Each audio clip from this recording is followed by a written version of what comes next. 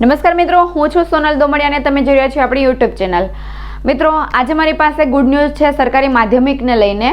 સરકારી માધ્યમિકની શાળા ફાળવણી ક્યારે થવાની છે એની જે ડેટ છે મુકાઈ ગઈ છે. તો અમુક ઉમેદવારો છે એ જાણતા હશે અને જેને ખ્યાલ નથી તો એ જે આ ન્યૂઝ છે એ જાણી શકે છે, કારણ કે જે બેસબરીથી ઇંતજાર કરતા હોય છે એનો ઇંતજાર છે ખતમ થઈ રહ્યો છે.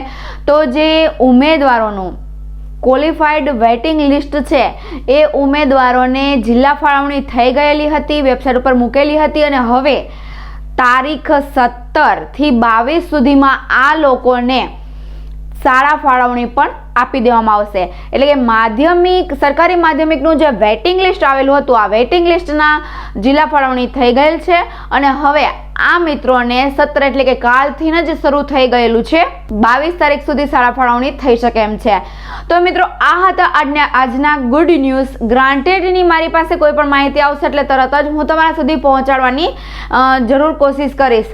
અને હા મિત્રો, જે આપણો નવો કોર્સ ચાલુ છે ટેટ ટાટને લગતો, આ કોર્સમાં પણ તમે જો જોડાવા માંગતા હોય તો અત્યારે જ અમારી યુટ્યુબ ચેનલને સબસ્ક્રાઈબ કરજો અને બાજુમાં બેલ આઇકન છે ને પ્રેસ કરજો, જેનાથી આવા જે લગતા વિડીયોઝ છે, ન્યૂઝને લગતા હોય કે પછી કોર્સને લગતા હોય તો આ તમને તરત મળી રહે. અને ટેટ ટાટને લગતી કોઈ પણ માહિતી હશે તો તમારા સુધી પહોંચાડવાની હું તરત જ કોશિશ કરીશ.